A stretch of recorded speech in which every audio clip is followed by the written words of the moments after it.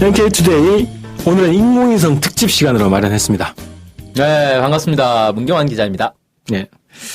자, 오늘 우리가 인공위성 특집을 왜 하려고 했을까요? 인공위성 자체가 워낙 큰 이슈니까 네. 이 이슈를 또 타고 넘어가야 청취율을 높일 수 있지 않겠습니까? 그래요? 자, 우리가 순수 과학기술, 우주과학기술 차원으로 오늘 이 접근을 해보려고 하는데 정확하게 우리는 이 명칭을 규정을 하고 시작을 해야 되겠습니다. 북이 2월 7일 날 쏜 게 뭡니까? 네, 인공위성 광명성 4호를 네. 광명성호라는 로켓에 실어서 네. 발사했다고 발표를 했죠. 네. 근데 이게 위성이라고 안 부르고 다 장거리 로켓, 장거리 미사일 이렇게 부르는데. 네, 네. 장거리 로켓이라는 표현은 틀린 표현은 아니에요. 네. 정확하게는. 왜냐하면은 로켓이라는 것과 미사일, 인공위성 이거 좀 개념 구분을 해야 네, 되겠죠. 네. 인공위성은 지구 주변을 돌고 있는 위성, 그러니까 달이 위성이잖아요. 네. 사람이 직접 만든 물체가 달처럼 지구 주변을 도는 걸 인공위성이라고 한단 말이에요. 네, 네, 네. 그래서 이건 그냥 지구 주변을 도는 물체를 얘기하는 거고 그 물체를 어떻게 던져 올렸냐. 그 던져 올린 쏘아 올린 거 아니에요? 네, 쏘아 올린 거죠. 던져서는 친구. 그 인공위성까지는 아닌데 네. 기상 관측 기구 같은 경우는 쏘아 올리는 경우도 있어요. 대포로. 기상 관측 네. 위성. 길이가 한 150m 정도 되는 대포로 쏘면 네. 기상 관측 위성까지는 아니고 꽤 높은 고도까지 올라갑니다. 위성보다 더 낮은 고도로. 예, 예. 신기하네. 무지무지하게 길게 만들어서 대포를. 네. 그런 발사하는 나라가 있어요? 미국에서 과거에 몇 차례 했어요. 그래요. 뭐 아무튼 그건 여담이고 보통은 이제 로켓에 실어서 보내죠. 그래서 로켓이라는 게 뭐냐면은 우리가 비행기 최초의 비행기 라이트 형제가 만들었다고 그러잖아요. 네. 예, 비행기는 그때는 이제 프로펠러로 도는 거였단 말이에요.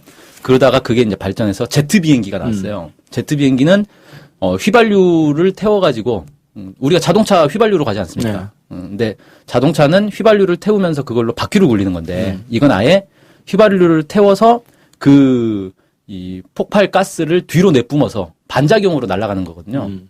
근데 이건 지구상에서는 가능한데 우주로 나가면 안 돼요. 왜? 우주에서는 산소가 없으니까 휘발유를 태울 수가 없잖아요. 그래서 산소까지 같이 싣고 다니는 겁니다. 아예. 그게 로켓인 거죠. 자체로 이렇게 연소되게. 네. 그래서 연료와 산화제 두 개를 같이 싣고 가서 우주에서도 공기가 없어도 날 수 있도록 만든 게 로켓이다. 이렇게 보면 되겠고. 네, 네. 최초의 로켓을 상용한 게 독일이죠. 2차 세계대전 때. 네, 네. 근데 그 로켓에 폭탄을 달면 무기가 되지 않습니까? 앞에 탄두를 달면. 예, 그렇죠. 그 무기를 미사일이라고 부르는데 정확하게는 미사일의 정의는 유도 기능이 있는 비행체를 미사일이라고 부르는 거거든요. 그러면 이게 어떻게 되냐면 제트 엔진을 쓴 미사일도 가능하다는 거죠. 유도 기능을 달면. 예. 그래서 대표적인 게 이제 크루즈 미사일 같은 순항 미사일들은 로켓이 아니고 제트 엔진을 쓰는 거예요. 그런 것들도 있죠. 네. 그래서 다시 정리를 하자면 미사일이라는 건 유도 기능이 있고 탄두가 폭탄이 실려 있으면 미사일인 거고 그게 아니고 인공위성이 실려 있으면 이건 그냥 일반 로켓 혹은 이제 구분하기 위해서 우주 로켓, 우주 발사체 네. 이런 식으로 부르는 거죠. 그 북이 쏜 거는 이번에 북이 쐈는데 인공위성이 실려 있었어요. 네. 그리고 그 인공위성이 지금도 궤도를 돌고 있고 모두가 인정하지 않습니까? 네. 인공위성이 궤도에 등재도 진입했다. 됐고. 네. 뭐 그게 작동을 하느냐 안 하느냐 이건 계속 논란이 있긴 있지만 어쨌든 뭐 여러 국제 기구들에서도 다 인공위성으로 등재를 했기 때문에 인공위성이 확실한 거죠. 네. 그럼 인공위성을 쐈기 때문에 네. 우주 로켓이라고 부르는 게 맞는 거죠. 우주 로켓에다가 인공위성을 장착해서 쏘아 올렸다. 그렇죠. 이렇게 보는 거네요. 자, 그 다음에 발사 시각.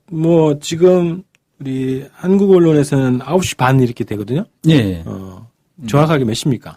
정확하게 평양 시간으로 9시에 쐈죠. 9시에. 그럼 한국 시간으로는 네. 9시 반이 되는 거죠. 네. 근데 이거 약간의 차이는 있습니다.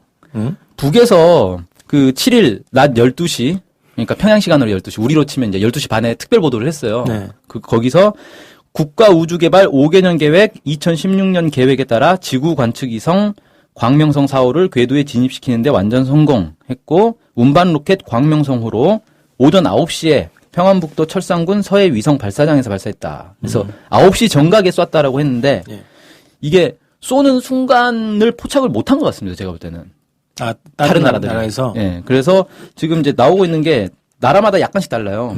미국에서 그 북미 우주항공사령부 노라드라고 하는데 8시 59분에 발사한 걸로 이렇게 포착을 했어요. 그러니까 1분 일찍 발사한 걸로 추정을 하고 있죠. 네. 그 한국 같은 경우는 9시 깨 뭐 이 정도로 최초로 이제 나온 건 9시 2분 정도에 아마 발사한 걸로 이렇게 보도가 나오기 시작했을 거예요. 그래서 약간의 차이는 있지만 거의 이제 9시에 발사한 걸로 이렇게 보면 맞을 것 같아요. 이 시간이 중요한가요? 처음 발사 시간이 군사적으로는 중요하겠죠. 왜냐하면 그 1, 2분 사이에 사실은 미사일이 어디까지 날아갈지 모르는 거니까. 네. 그래요. 아니, 이거 파악이 쉽지 않은가 봐네?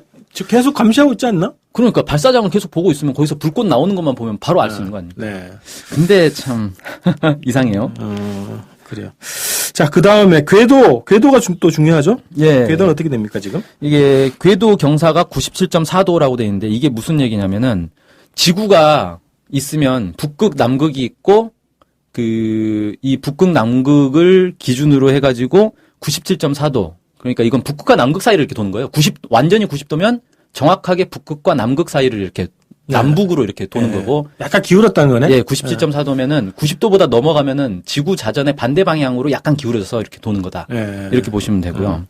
그다음에 근고도 494.6km, 원고도 500km. 그러니까 지구에 가까워졌을 때 494.6km까지 떠 있고 멀리 있을 때는 500km. 차이가 거의 한 3.4km 정도 차이밖에 안 나죠.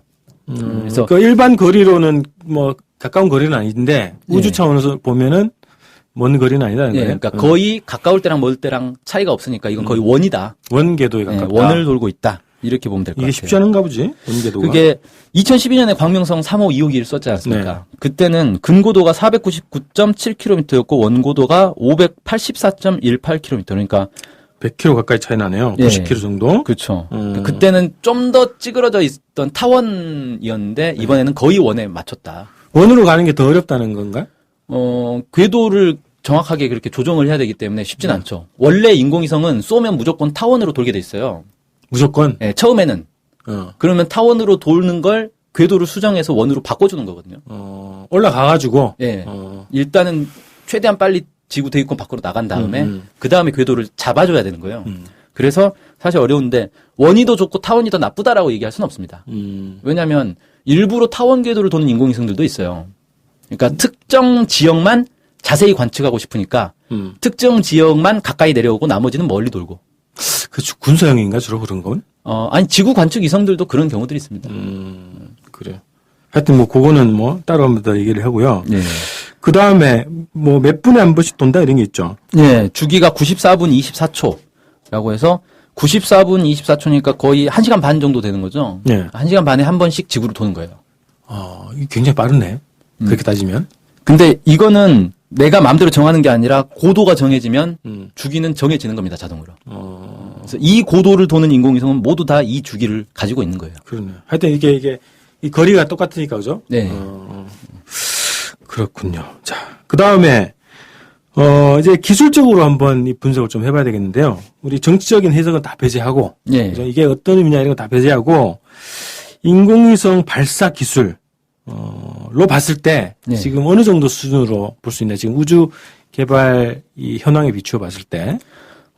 일단 이번에 북한이 쏜 게 네 번째 인공위성 발사죠. 네. 그러니까 북한에서 주장하는 건 네 번째고, 이제 서방에서, 다른 이제 한국이나 다른 나라들에서는 지금까지 인공위성이라고 다 인정을 안 했어요.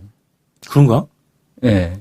2012년도 2012년에 쏜 것도 인공위성이 돌고는 있으나 미사일이라는 거예요. 미사일을 쐈고 예. 미사일에 인공위성을 실어서 올렸다는 건가? 아니요. 이게 논리가 어떻게 되냐면 인공위성인 건 맞는데 이 기술로 미사일을 만들 거기 때문에 목적이 미사일 제조가 목적이라서 미사일이다. 미사일을 규정한다. 네, 미사일로 부르는 거죠. 네네. 그러다 보니까 도대체 북한이 지금까지 인공위성을 몇 번 쐈는가에 대해서는 합의가 안 되는 거예요. 이건 인공위성인 건 맞지만 인공위성으로 인정할 수 없다는 네네. 그런 해괴한 이제 논리가 되는 거죠. 어쨌든 제일 처음 쏜 게 이제 98년에 그렇죠. 쐈다. 북한이 이제 발표한 건 그렇죠. 98년에 쏜 게 발사체가 백두산이라는 이름이었어요. 그다음에 2009년과 2012년에 두 차례 쐈는데 이건 다 이제 은하 그래서 2012년에 로켓 이름이 은하라는 건가요? 네, 그렇습니다. 그 인공위성 이름은 다 광명성이에요. 광명성 1호, 2호, 3호, 4호 이렇게 나가는 거죠. 그다음에 이번에 쏜 건 로켓 이름이 광명성호. 그래서 로켓 이름이 지금 98년에 쏜 것과 2009년, 2012년에 쏜 것과 2016년에 쏜 게 서로 다릅니다. 다른 발사체네. 그러면 명칭이 다르다는 건 기술 자체가 다른 기술이라는 거죠. 근데 생긴 건 다 그냥 연필처럼 생겼어요. 원통형이에요. 근데 2012년도하고 이번에 쏜 거하고 비슷하던데 거의. 예, 거의 지금 기술적으로 뭐 외형상 사이즈라든지 비율이라든지 이런 걸 봤을 때 거의 똑같다. 이렇게 보고 있죠. 근데 이제 명칭은 다르다는 거고요. 네. 그럼 명칭이 다른 게 그냥 단순히 이름만 바꿔 부른 건지 아니면 실제 내용물이 그러니까 엔진 기술이라든지 이런 것들이 많이 달라져서 그런 건지는 사실 알 수가 없는 거죠.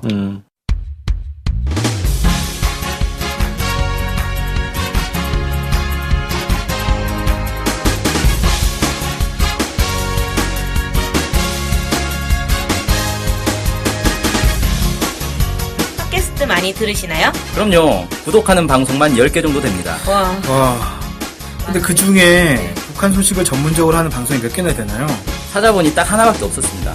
바로 NK투데이 공식 팟캐스트 스케치북이죠.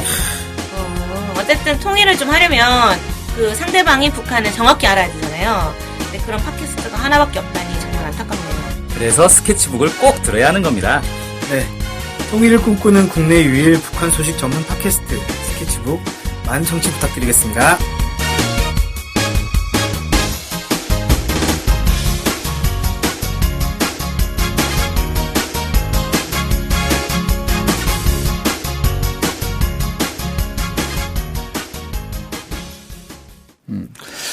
자, 그 다음에 2012년도 처음으로 그 부품을 이게 뭐라 그러죠? 수거. 쓰레기 수거.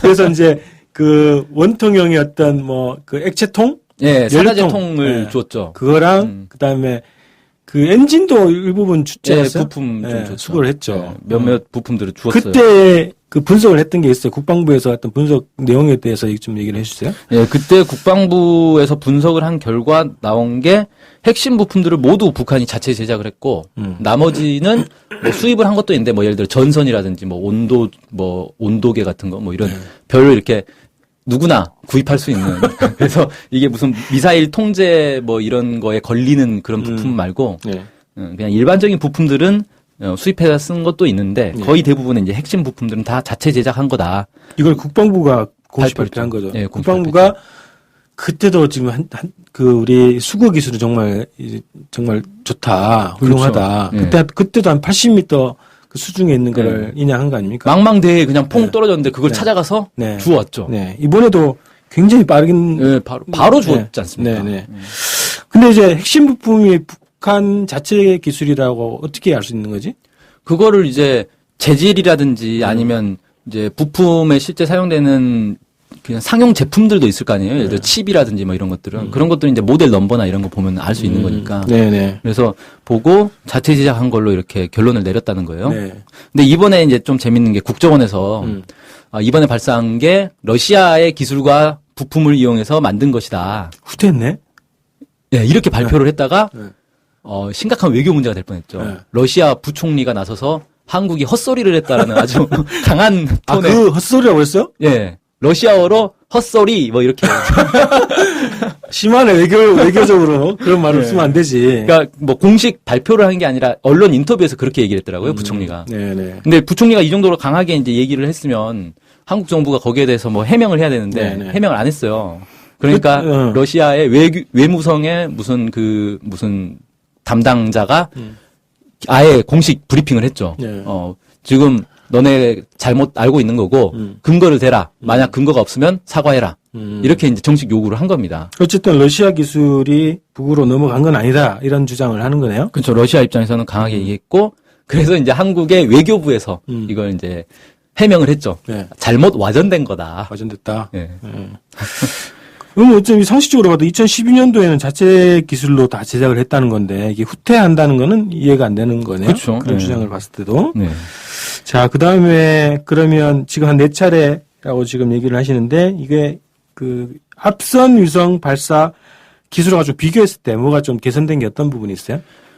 이번에는 사실 특별히 두드러지게 달라진 모습 보이진 않았습니다. 그러니까 1단계 로켓이 떨어진 지점이라든지 2단계 로켓이 떨어진 지점이라든지 이런 게 그 2012년과 거의 비슷하거든요. 네.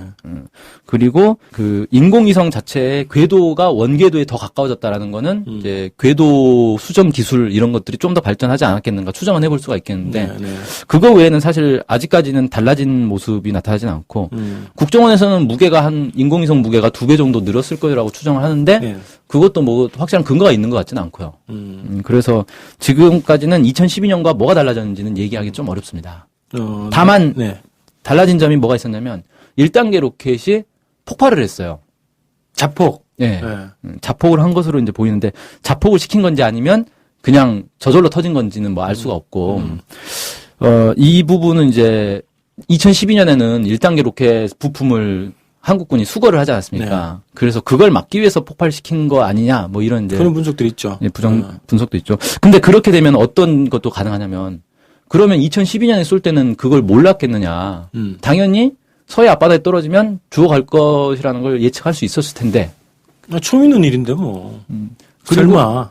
그리고 있겠죠. 실제 이제 수거를 할 때도 북에서 아무런 대응을 안 했어요. 왜 남의 걸 가져가느냐? 원래 그게 소유가 그 쏜 나라의 소유물인가요? 공해상에 떨어졌기 때문에 죽는 사람이 임자죠. 하지만 북에서는 소유권 주장을 할 수는 있죠. 왜냐하면 우리가 떨어뜨린 거다. 우리가 가져가겠다. 네. 예를 들어서 주장을 할 수 있다. 예. 예를 들어서 이제 미국이나 러시아나 이런 나라에서 우주선을 발사를 해서 이 지구 궤도를 돌다가 다시 내려오는 경우가 있잖아요. 다시 이제 내려올 때 옛날에는 요즘은 기술이 좋으니까 원하는 위치로 딱 가지만 옛날에는 그게 안 됐으니까 보통은 태평양에 그냥 떨어뜨리거든요. 그래도 바다에 떨어져야 사니까. 그래서 태평양 그냥에 떨어지면서 낙하산 펴고 그냥 쭉 바다에 떨어지는 거예요. 그러면 이제 그 인근으로 이제 배, 뭐 비행기 이런 것들이 가가지고 이제 막 수색을 하는 거죠. 그래서 찾아내는 거예요. 근데 다른 나라가 가가지고 야 이건 공해상에 떨어졌으니까 우리 거야라고 주워가면 되겠습니까? 그거 안 되는 거죠. 절도행위죠 그건. 어쨌든 뭐 권리는 북측에서 행사할 수 있을 가능성이 있다. 명분이 있었죠. 근데 북에서 아무런 입장을 안 냈어요. 그러니까 주워가도 상관없다는 거였던 거죠. 근데 이번에는 왜 그러면 폭발을 시켜버렸을까? 뭔가 한국이 알아서는 안 되는 기술이 1단계 로켓에 있었던 것 아니냐. 그러니까 명칭도 바뀌었고 로켓 기술도 바뀌었고 외형은 똑같지만 내부 엔진이나 이런 데서 어떤 변화가 있었기 때문에 그걸 숨기기 위해서 폭발시킨 것 아닌가. 뭐 이렇게도 추정은 해볼 수 있을 것 같습니다. 네. 알겠습니다. 그거는 좀 이렇게 두고 봐야 되겠네요. 이제 그렇죠. 향후에 이제 어떻게 뭐 북에서 발표하는 거 좀 봐야 되겠고. 네. 자, 이제 그걸 좀 봐야 되겠습니다. 이제 북은 5개년 계획, 우주개발 5개년 계획 마지막 해잖아요, 올해. 북측 입장에서 보면. 네. 그다음 내년은 이제 새로운 뭐 개발 계획 일정표가 나오긴 할 것 같은데, 북측에서 이제 우주개발의 목적이 있을 거예요. 북측 자체 발전 전략에 따라서 어쨌든 위성을 쐈을 텐데, 북측에서 어떤 이게 의의가 있는 건지. 네. 일단 북에서 밝힌 인공위성의 기능은 지구 탐사 위성이다. 이렇게 얘기를 했어요. 그러니까 지구 관측 아닌가? 관측 위성. 그래서 쉽게 말해서 카메라를 가지고 지상을 이렇게 사진을 찍어 보겠다라는 거죠. 그럼 인공위성에서 사진 찍으면 뭐가 좋은가? 이런 것들을 이제 좀 알아야 되겠죠. 그래서 가장 이제 많이 쓰이는 게 지도 제작할 때. 자기 나라? 네. 지도 제작할 때 쓰이고 그다음에 이제 기상 관측할 때. 그래서 구름의 상태라든지 이런 것들을 이제 사진을 찍어서 파악할 수 있죠. 그다음에 그 지하 자원 탐사. 에도 쓰입니다. 하늘에서 찍는데 지하 자원을 어떻게 알 수 있느냐 이거 좀 이상하잖아요. 그래서 그 지하 자원 탐사에 가장 많이 이제 유명한 위성이 랜셋이라는 미국 위성이 있어요. 그 위성이 어떤 식으로 하냐면 다양한 각도에서 어느 한 지역을 사진을 찍어요. 그래서 그걸 비교를 하는 겁니다. 그래서 이 지형의 모습을 보건대 여기에 뭐가 묻혀 있을 것 같다라는 추적을 할 수가 있다는 거예요. 기술적으로. 그런 게 있고 또는 이제 바다 같은 경우 바다 해수면을 이 레이저를 이용해서 거리를 잴 수가 있어요. 높이를. 위성에서 레이저도 쏘는 거요? 그렇죠. 뭐 레이저 거리 탐지하기 위해서 고도를 측정하기 위해서 쏠 수 있죠. 그렇게 해서 뭐 레이저를 쏘든지 적외선을 쏘든지 뭐 그렇게 할 겁니다. 해수면의 높이를 보는데 해수면 우리가 볼 때는 해수면 높이가 다 거기서 거기라고 생각하는데 사실은 이제 바다에 가면은 망망대해로 가면은 해수면 높이가 다 다르다는 거예요. 몇 미터씩 차이가 난대요, 그게. 그래서 그 해수면의 높이의 차이를 이용해서 실제 높이가 이 정도 나와야 되는데 이 측정을 해보니까 그게 안 나오더라. 그러면 그 해저 밑에 뭔가가 있을 수 있다. 이런 것도 기술적으로 추정을 한다는 거예요. 추정할 수 있다는 거죠. 그래서 해저 유전을 발견할 때도 사용할 수 있다. 뭐 이렇게 나오고 있습니다. 네. 근데 이 사진 찍는 게 아니 뭐 인공위성 사진 찍나 비행기 타고 항공 사진 찍나 뭐 그러게. 다를 게 있나라고 하는데 기상 관측 같은 경우는 확실히 이제 인공위성이 가장 정확하고요.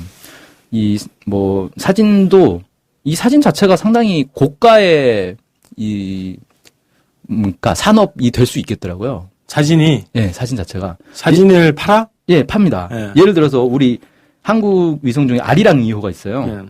아리랑 2호가 촬영한 영상이 한 장에 얼마냐면은 $10,000에 거래되고 있습니다. $10,000면 우리 돈 한 1,000몇백만 원이네. 예. 한 장. 예, 한 장에. 이게 커팅하는 거 영상을 찍는 거야. 정지 사진을 찍는 거죠. 그냥 사진을 찍는 거죠. 음. 상당히 이상하죠. 희한하죠. 네. 그래서 이게 지금 프랑스의 스팟 이미지라는 회사하고 판매 대행 계약까지 돼서 판매를 하고 있는 거예요. 그러니까 지금 아리랑 2호 개발 예산이 600억 원이었거든요. 그런데 설계 수명이 3년인데 이 3년 동안 영상만 팔아가지고 $5,400만 벌 수 있는 계산이 나오죠. $400만. 그럼 얼마야? 5,400만 달러니까 한 500억? 500억 가까이? 예. 배금 미치네, 그래도. 그렇죠. 그러니까 이게 실제 이제 아리랑호를 개발을 했는데 사진만 찍어가지고 거의 본전을 찾는 분위기가 되는 거죠. 네. 근데 이게 사진만 찍는 게 아니잖아요.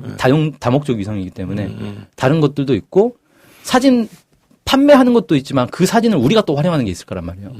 그 비용을 원래 수입에다 쓰는 비용 자체를 없앨 예. 수 있구나. 그렇죠.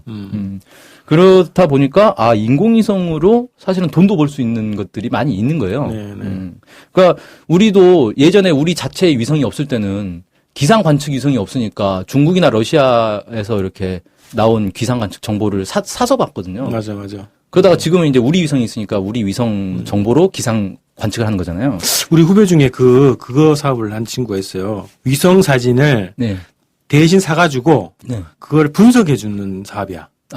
위성 사진 분석. 해석해주는 그런 사업을 하더라고. 네. 근데 주로 이제 수입을 해서 분석을 해주는 거죠. 그렇죠. 예. 돈이 되는 거군요. 그렇습니다. 그래서 이 우주 산업이 우리가 볼 때는 돈 먹는 하마처럼 보이지만 네. 실제 그 OECD가 2011년에 제출한 보고서를 보니까 1996년부터 2005년까지 전 세계에서 투자된 우주 예산이 거의 많게는 2천억 달러에 이른데 이걸 통한 매출액이 6,550억 달러까지 간다는 거예요. 한 3배 장사네요. 예. 그리고 사회 간접 생산 효과, 그리고 우주 기술 사용에 따른 비용 절감, 이런 사회적 영향까지 포함하면 1조 9,500억 달러, 그러니까 한 2조억 달러의 이익을 낸 것으로 추정할 수 있다. 10배? 10배 되는 건가? 그쵸.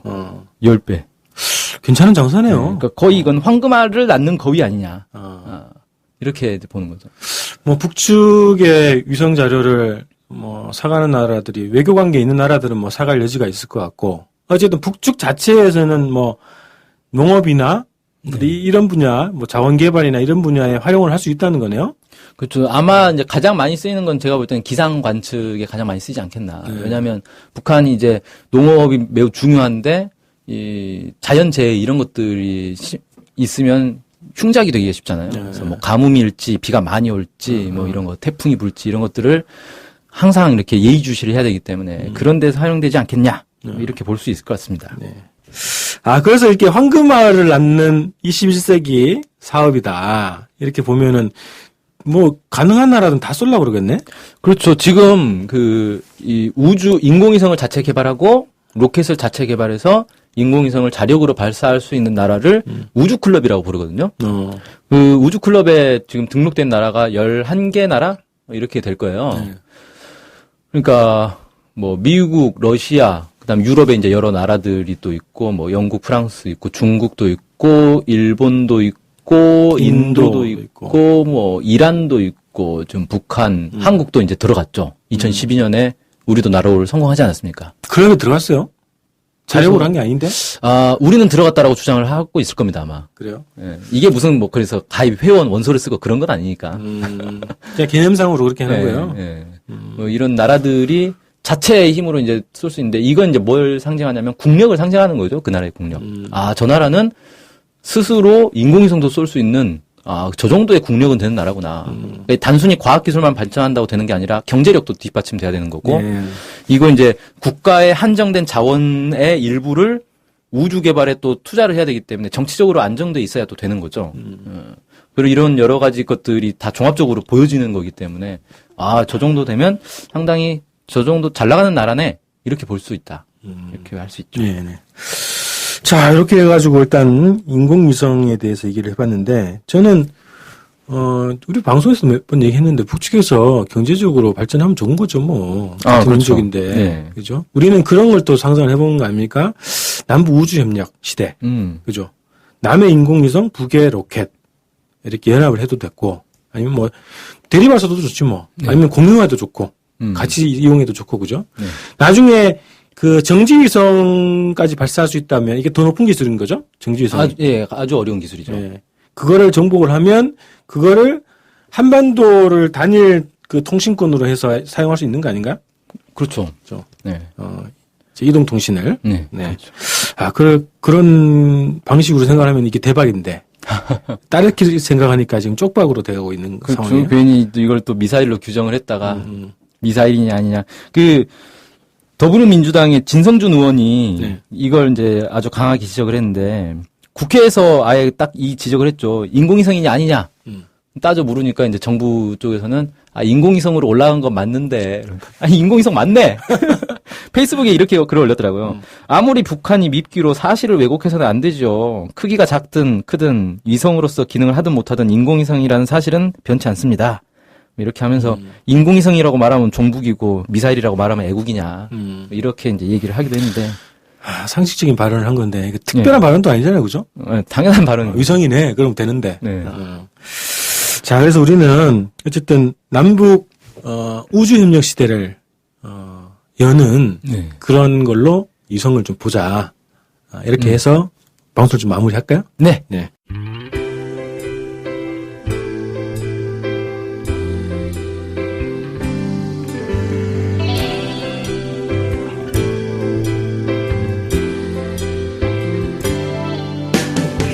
북한 소식을 알고 싶은데 일목요연하게 정리된 사이트나 언론사가 없네요. 네, 많은 언론들이 북한 소식을 다루긴 하는데 믿을 만한 것도 부족하고 한눈에 쉽게 보여주는 것도 없죠. 네, 그래서 저희 NK투데이가 야심차게 준비했습니다. 바로 인포 캘린더. 인포 캘린더가 뭔가요? 네, 모든 북한 소식을 저장해놓고 날짜별 분야별로 검색해 볼 수 있게 만든 데이터베이스예요. 네, 무려 검색어로 검색도 할 수 있습니다. 우와, 정말 대단한데요? 어떻게 찾아가면 되나요? 네, NK투데이 홈페이지에 들어오셔서 인포 캘린더를 찾으시면 됩니다. 네, 오른쪽에 배너가 달려있으니 쉽게 찾아볼 수 있습니다. 네, 북한 소식을 빠르고 간편하게 볼 수 있는 NK투데이 야심작 인포 캘린더 많은 이용 바랍니다.